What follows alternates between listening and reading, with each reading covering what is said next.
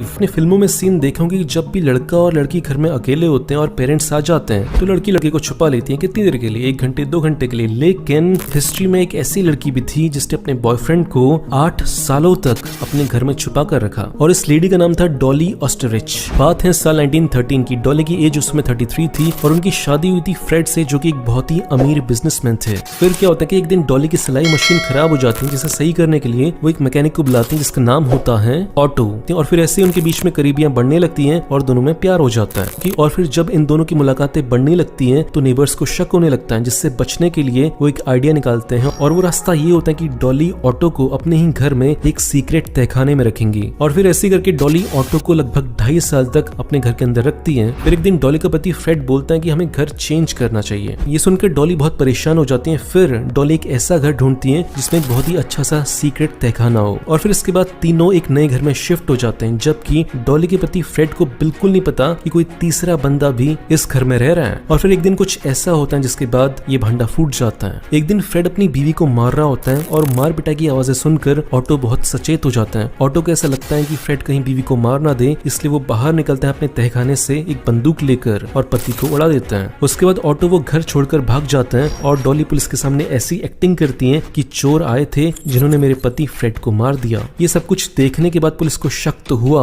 लेकिन police court में ये प्रूव नहीं कर पाई कि ये चोरी नहीं एक मर्डर था। और फिर इसके बाद ऑटो कनाडा चले गया और डॉली यूएसए में ही रही और साल 1861 में उनकी मौत हो गई। बहुत ही शॉकिंग कहानी। ये इंसिडेंट बहुत ही खतरनाक वाला कोइंसिडेंस है, इत्तेफाक है। बात है इंग्लैंड के बर्मिंघम की। वहाँ पे 2 मर्डर हुए थे जिनके बीच बहुत ही खतरनाक सिमिलैरिटीज थी। साल 1817 में एक लड़की थी जिसका नाम था मैरी और साल 1974 में एक लड़की थी जिसका नाम था बारबरा। दोनों की एज 20 साल थी। दोनों के साथ रेप किया गया था और दोनों को ही मई 27 को गला घोटकर मारा गया था। और दोनों केसेस में जिस इंसान पर शक था उसका नाम सेम था और वो नाम था थॉर्नटन। दोनों केसेस में बिना किसी एविडेंस के किसी को सजा नहीं मिली थी। और फिर लास्ट में आता है सबसे शॉकिंग पॉइंट। और दोनों ही लेडीज अपनी मौत से पहले कुछ ऐसी बातें कर रही थी कि उनके साथ कुछ बुरा होने वाला है, उन्हें कुछ ऐसा दिखने लगा था।